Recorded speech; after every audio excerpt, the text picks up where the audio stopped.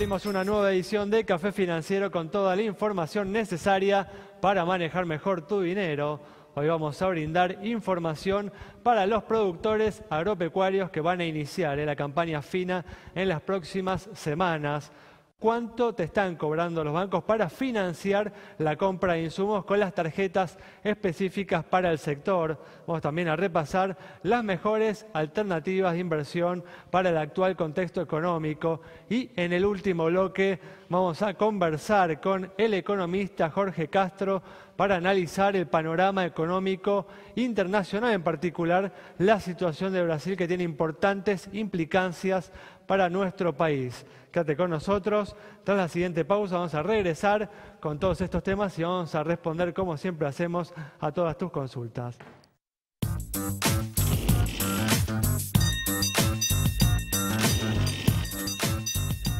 Muy bien, ya está aquí con nosotros Santiago Chelala, también está, como siempre, Yamila Escala, y nos está acompañando hoy, al igual que el miércoles pasado, Diego Martínez Bursaco, para repasar las mejores alternativas de inversión disponibles hoy en los mercados locales. ¿Qué tal? ¿Cómo andan? Muy bien, ¿cómo les va? Gracias por estar una vez más aquí. Vamos a arrancar con los temas que tenemos para hoy. Y en los últimos meses se viene hablando de un tema muy importante a nivel del país, justamente debatiendo el tema de la alcoholemia cero con distintos distritos, llevando a cabo o analizando llevar a cabo la prohibición de consumir alcohol antes de conducir. Así que, Yami, un tema realmente importante, habida cuenta de los graves problemas que hay en nuestro país en materia de seguridad vial. Sí, y cuando el alcohol es una de las causas más frecuentes en hechos, accidentes de tránsito que terminan con alguna fatalidad, y con una estadística en realidad de la Organización Mundial de la Salud que tiene que ver con que una persona que toma antes de manejar tiene 17 veces más posibilidades de tener algún tipo de accidente que una que no lo hace. Ahora, el punto a partir de esta encuesta surge que 3 de 4 porteños está a favor de bajar a cero, ¿sí? Los grados de alcohol en sangre permitidos para circular, cuando hoy por hoy en Capital Federal y Provincia de Buenos Aires es de 0,5, ¿sí? Esto equivale a un vaso de cerveza, un vaso de vino, bueno, más o menos. Lo cierto es que la cuestión pasa por otro lado, porque si bien, de nuevo, de acuerdo a datos de la Organización Mundial de la Salud, está comprobado que de 0,5 para abajo eso no interfiere en la capacidad al volante, por más de que el registro profesional de conducir implique a nivel nacional que es de 0, y por más de que en Salta, Córdoba, incluso en la ciudad de Posadas esté en 0 también ese nivel, el punto pasa porque si la gente, a partir de conducir a ebria y protagonizar un accidente de tránsito, no tiene ningún tipo de pena ejemplificadora, vamos a seguir en la misma. A ver, y no pasa por el castigo, pasa porque finalmente, ¿qué importa si es 0 o 0,5? Si hay un o 0,3, como proponen los especialistas. Finalmente, el que toma y toma más de uno termina siendo un desastre. Y en ese desastre muere un montón de gente. Y ese no había tomado ni 0 ni 0,5. O sea, es una discusión que se plantea a otro nivel, pero que de alguna manera deja de lado el meollo de la cuestión, que es, van a seguir existiendo estas penas, porque, a ver, el que tiene un accidente con el auto y mata a alguien y no estaba ebrio y de repente está en una situación confusa o lo que fuera, bueno, podemos discutirlo un poco más. Ahora, el que decidió tomar y sale a la calle y no recibe ningún tipo de sanción ejemplificadora, bueno. Es interesante justamente este sentido, Yami, lo que comentaba en un artículo que circuló por ahí Fabián Pons, ¿no? Un especialista en este tema, ¿no?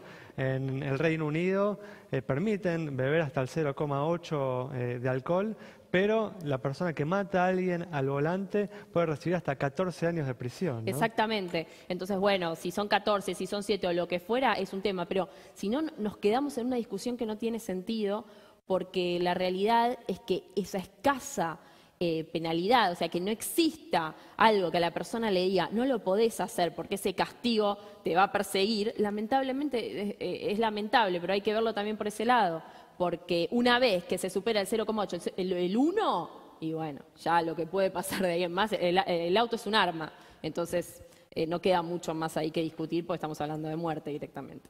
Un debate que tenemos que llevar adelante en toda la sociedad porque realmente la situación vial en nuestro país es muy grave con miles de muertos por año, así que definitivamente todos tenemos que participar en este debate y de alguna manera presionar a nuestros representantes para que encuentren justamente las herramientas legales y obviamente desde ya también hay todo un proceso educativo de cambio cultural para ir mejorando este problema que se lleva de tantas vidas por año. Vamos a cambiar ahora de tema, vamos a cambiar también el tono de la información y vamos a brindar datos muy importantes para aquellos productores agropecuarios que van a iniciar la cosecha fina, la campaña fina en estos próximos días. ¿Cuáles son, cuánto están cobrando los bancos para financiar la compra de insumos con las tarjetas específicas para este sector?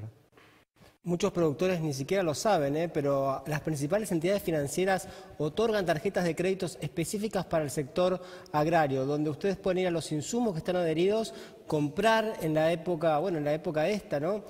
Donde se están recién haciendo las plantaciones y después pagarlo cuando se hace la cosecha. Es una modalidad muy interesante, así que es para tener en cuenta, sobre todo porque las tasas de interés son bastante más bajas que otras líneas, como por ejemplo los préstamos personales. Vemos entonces cuáles son las tasas de interés que están cobrando las entidades financieras. Fíjense, Banco Nación apenas el 30%, 34% Provincia de Buenos Aires, Credicop 35%, 39,5 está el Banco Macro y con 40 el nuevo Banco de Santa Fe, 41 Santander Río, 42 Banco Superville, 43 el Banco City, 44% el Galicia y 45 cierra la lista el Banco Francés. Entonces de un 30 a un 45%. Estas son tasas de interés, por supuesto, nominales. Esto hay que agregar algún costo financiero, pero es una modalidad muy importante porque uno puede comprar los insumos ahora y pagarlos recién después en la época de la cosecha. Tasas además que pueden mejorar en las próximas semanas si el Banco Central continúa con el proceso que inició en estos últimos días de comenzar a reducir justamente el costo financiero para la economía. Vamos a cambiar de tema, ahora vamos a abrir esta sección que todos los viernes dedicamos a brindar alguna orientación a todas aquellas personas que están evaluando qué hacer con su dinero. Y bueno, tenemos a Diego para brindarnos alguna recomendación, como siempre hacemos, para el inversor, los inversores más conservadores, ¿no? Sí, Ale, cambiamos de tema, pero no tanto, porque para el cortísimo plazo vamos a seguir hablando del Banco Central en esta oportunidad, ¿no? Como dijimos en el programa del miércoles, es evidente que estamos ante un punto de inflexión sobre estas tasas tan elevadas de la LEBAC que tiene el Banco Central, pero creo que todavía queda un par de semanas para aprovechar este 37,5% anual de tasa de interés, que es casi 7-8 puntos porcentuales más que lo que paga un plazo fijo un inversor minorista. Entonces, para el muy corto plazo, recomiendo seguir posicionándote en las LEBACs. Ahora, con una mirada más de mediano plazo, creo que hay un problema estructural que Argentina está volviendo a cometer, que es el atraso cambiario en términos reales. ¿Qué es esto? El dólar está bajo en términos nominales y la inflación sigue alta. El dólar viene perdiendo contra la inflación casi por goleada, ¿no? Las últimas semanas por goleada. Sí, por supuesto, Ale, y también es una política económica que muchos gobiernos implementan para anclar las expectativas de inflación, justamente el atraso cambiario, pero sabemos todo lo que eso implica para la economía. Entonces creo que mirando las oportunidades que genera para aquellos inversores así astutos, ¿no? Sí, eso ni hablar. Esta tasa del casi 38% de las LEBAC, que es en pesos, con un dólar planchado, prácticamente su equivalente en dólares. Así que creo que mirando un poquito más el mediano plazo, uno debería pensar pensar justamente a invertir en bonos en dólares, ¿sí? De manera tal de aprovechar ese 6,5 o 7% que presentan algunos bonos, como el Bonar 2024, el Bonar 2020, y tratar de cubrirse de una futura depreciación del tipo de cambio. Muy bien, buenísimo. Muy clara entonces la recomendación de Diego. Cerramos así este bloque. Quédate con nosotros. En instantes estamos nuevamente de regreso.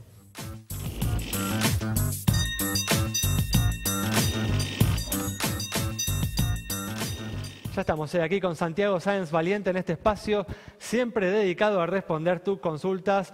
Hoy nos vamos a concentrar en consultas sobre temas tributarios. ¿Qué tal, Santiago? ¿Cómo andas, Alejandro? Bien. Gracias por estar aquí. Gracias a ustedes. Vamos a ir rápidamente a responder una consulta sobre el estado de una entidad bancaria, la de Constanza, sobre el Banco Sáenz. Justo, mira. Para Constanza, entonces, el Banco Sáenz, vemos sus números en pantalla, tiene un patrimonio de 272 millones de pesos, depósitos por casi 1.300 millones y resultados positivos, en este caso de 12 millones de pesos. Buenos indicadores de solvencia y también de liquidez, cara sonriente para el Banco Sáenz. No tiene nada que ver con vos, ¿no, Santiago, este banco? No. Muy bien, bueno, vamos a comenzar a responder las consultas. Vamos a comenzar con la consulta de Osvaldo, que quiere saber si tenemos información del blanqueo de capitales que está preparando el gobierno. Se ha sabido, digamos, en estos últimos días que se está cerca de terminar de delinear esto. Nos hace varias preguntas, ¿no? ¿Cuándo se pondría en marcha? ¿Cuál va a ser la multa para aquellos que ingresen capitales no declarados? ¿Si va a haber un menú de activos para invertir o se va a poder disponer libremente de los fondos ingresados? A ver, no hay todavía un proyecto, por lo menos que haya llegado a mis manos. Sí está claro ahora que va a haber un blanqueo junto con una moratoria, va a haber una reducción de capital en la moratoria, muy probablemente, y tope de intereses. Respecto de los activos en los cuales uno va a poder invertir, se considera que depende qué activo, va a haber una tasa determinada para blanquear. Incluso se piensa que en el caso de títulos públicos va a ser 0, y si la plata se queda en el exterior va a ser del 10%. La verdad es que yo creo que tienen que establecer un porcentaje bien bajo para todos aquellos que entran en una actividad productiva, en una actividad justamente para crear empleo. Esto todavía no está dicho y desconozco el porcentual. Las multas con un blanqueo quedan condonadas. Totalmente, eso siempre es así. Brevemente, ¿estás de acuerdo con esta medida? La verdad que los blanqueos en general y las moratorias creo que tienen un gran problema de inequidad respecto del que paga. En este caso particular hay una situación muy especial, que es la transparencia fiscal y el cambio que se va a producir a partir del 1 de enero del 2017, donde todos los bancos van a poder comunicar la información de los depósitos de la gente a pesar de que no esté bajo inspección. No, va a ser este un cambio, importante por para eso blanquear, por eso hay que dar un plazo y una situación de esta naturaleza en forma previa.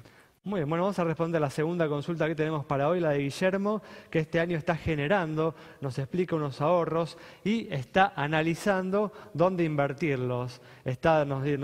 Nos explicita, ¿no? Entre comprar dólares, hacer un plazo fijo en pesos o animarse a las LEVACs de las que tanto hemos hablado, ¿eh? Nos pregunta si hay alguna diferencia entre estas alternativas a la hora de pagar el impuesto a las ganancias o a los bienes personales. Bueno, sin duda estamos justo con los vencimientos ahora de mayo, de ganancias y bienes personales. Es importante esto para saber cómo tratar lo que ya se hizo y para el futuro.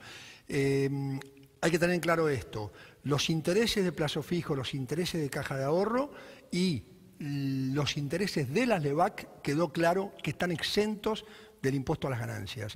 Las existencias de sus saldos en la foto que le saca al contribuyente la AFIP el 31 de diciembre, estos conceptos están todos exentos. De bienes personales. De bienes personales y exentos los intereses de ganancias. También lo que es bonos en dólares que hoy estaban hablando, también esa renta, son títulos públicos del Estado Nacional, esa renta está exenta y su saldo de evaluación al 31 de diciembre también está exento, con lo cual... No mencionaste nada de la compra de dólares, que lo dio La como compra de una opción. dólares, bueno, a ver, la existencia de dólares de los que tenían, por ejemplo, al 31 de diciembre, pasaron de prácticamente Pero ahora 8 tuvo un ahorro y pesos. compró dólares. Al 31 de Eso diciembre está va a tener- grabado en bienes personales y no hay, está grabado, y al 31 de diciembre fue a 12,94 la cotización. Un tema para tener presente, entonces. Para tener presente sobre todo la potencialización que se produce en la tasa del impuesto a los bienes personales, que dicho sea de paso está en un posible cambio muy relevante Un tema por que estos también se días, escuchó en estos últimos días. que tal cual. va a la Cámara de Diputados prontamente. Muy bien, perfecto. Bueno, vamos a cerrar, como hacemos este bloque, respondiendo a una última consulta sobre la situación de una compañía de seguros. Hugo, que nos preguntó sobre Nación Retiro. Estos son los indicadores. Activo 4.654 millones de pesos, pasivo 4.277 millones, patrimonio 377 millones de pesos, resultado positivo 56 millones, primas 136 millones, e informa 1.722 juicios con indicadores que se condicen con los del promedio del mercado. Es que le otorgamos la luz verde de nuestro semáforo. Y recuerden, @Café Financiero en Twitter, en Facebook también nos encuentran como Café Financiero, nos escriben y les respondemos. Quédate con nosotros, al regreso vamos a estar dialogando con el economista Jorge Castro sobre el panorama económico internacional.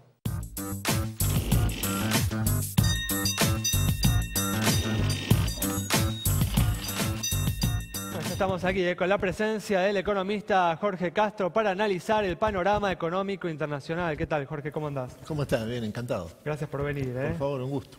Bueno, uno de los temas que estamos siguiendo definitivamente todos los argentinos de cerca es la crisis política de Brasil, que el miércoles pasado notó un nuevo capítulo con el inicio del juicio político de Dilma Rousseff.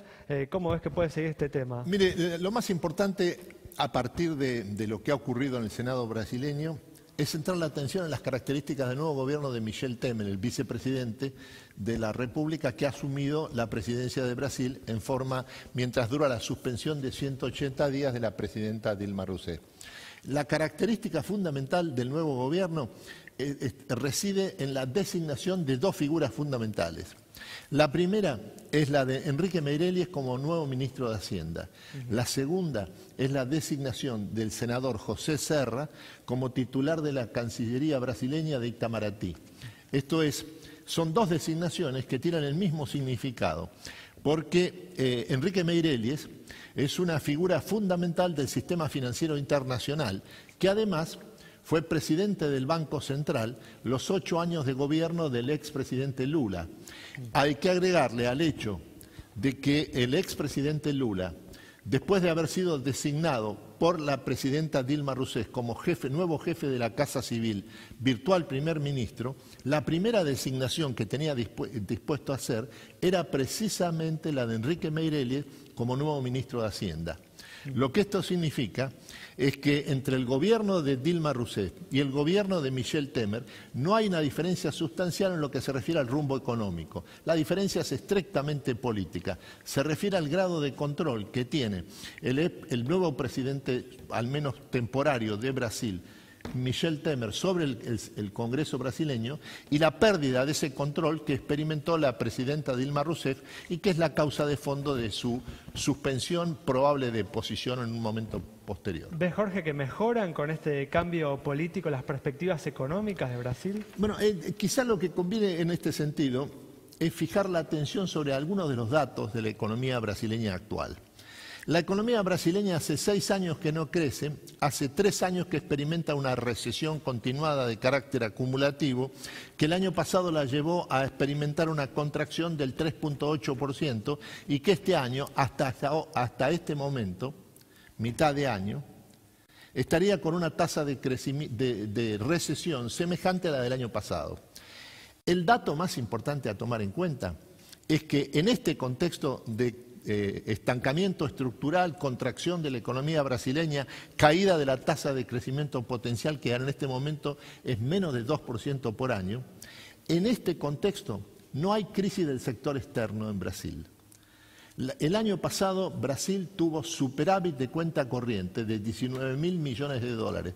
Brasil además tiene un total de reservas del Banco Central de Brasilia por 325.000 millones de dólares, que es la cifra más alta que ha tenido en lo que se refiere a la acumulación de reservas el Banco Central brasileño en toda su historia.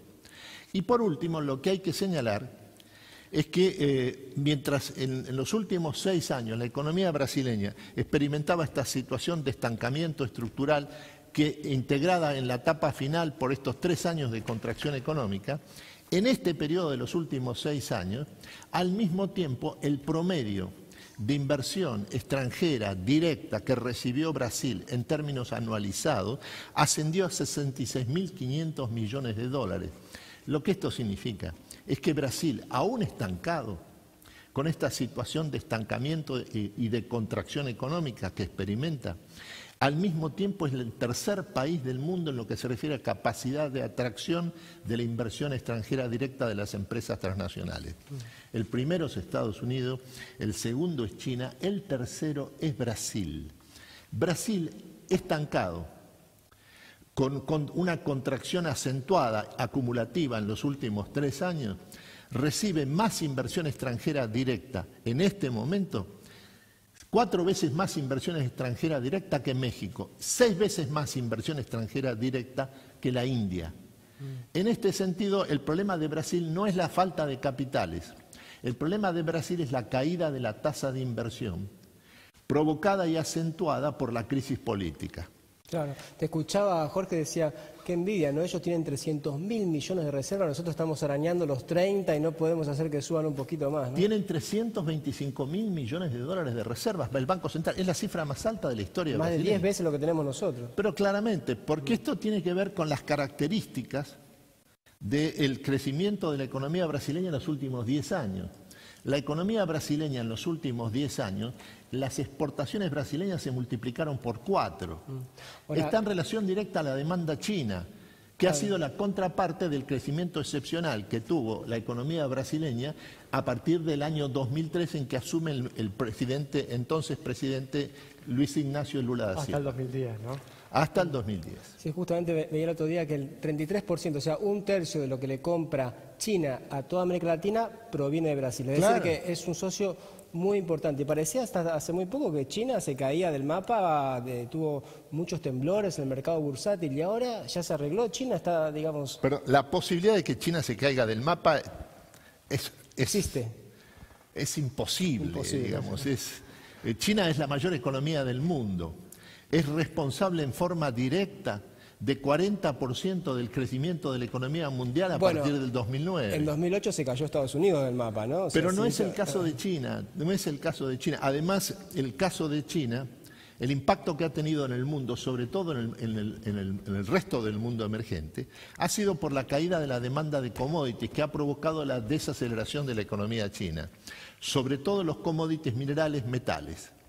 No ha sucedido lo mismo con los commodities agrícolas, en especial los granos destinados a la alimentación animal, en donde lo que ha habido es un crecimiento excepcional de la demanda, lo que ha favorecido fundamentalmente a los grandes países exportadores de granos para la alimentación animal, que son básicamente 3.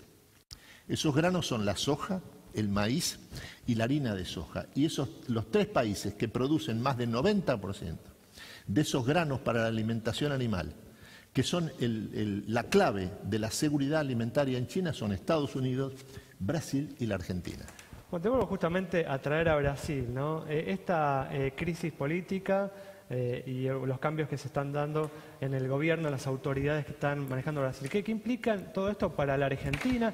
Que de hecho en un principio se ha visto beneficiada por la apreciación del real que se ha dado en estas últimas semanas.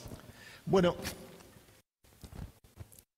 para la Argentina el impacto fundamental de la crisis económica, política y fiscal que experimenta Brasil se manifiesta en la caída de las exportaciones de la industria automotriz de la Argentina. El cálculo que conviene tomar presente es que la demanda brasileña de unidades automotrices ha caído más de 30% en los últimos 5 años. El otro dato que hay que tomar en cuenta es que la industria automotriz radicada en la Argentina, más de 80% de sus exportaciones se dirigen al mercado brasileño. Por eso es que las terminales argentinas, la industria automotriz transnacional radicada en la Argentina, experimenta una situación crítica, en algunos casos, en algunas terminales, extremadamente crítica. De ahí las suspensiones de la fuerza de trabajo, de ahí el riesgo de que se produzcan despidos en la propia industria automotriz de la Argentina. ¿Y crees que se modifica justamente este panorama ahora con estos cambios que se están dando en Brasil? Bueno, la cuestión en Brasil es si recupera y en qué condiciones el crecimiento económico. Brasil no crece hace 6 años, pero el punto fundamental a tomar en cuenta es que Brasil no crece en los últimos 6 años, no por falta de capitales, Tenemos que redondear porque nos quedan 30 segundos. sino debido a la caída de la tasa de inversión. Porque en lo que se refiere a la inversión en Brasil, sobre todo la inversión doméstica, lo que hay es una crisis de confianza respecto a la solvencia fiscal del Estado. Resuelto esta duda sobre cuál es la situación real de la solvencia fiscal del Estado brasileño, la posibilidad de una recuperación del crecimiento económico de Brasil es muy elevada. Muchas gracias, Jorge. Por favor. Nos vamos entonces con este análisis pormenorizado de Jorge Castro sobre la situación internacional, en particular la de Brasil, cuyo futuro es tan importante para la economía argentina. Nos reencontramos el próximo miércoles a las 20:30 horas aquí en Metro.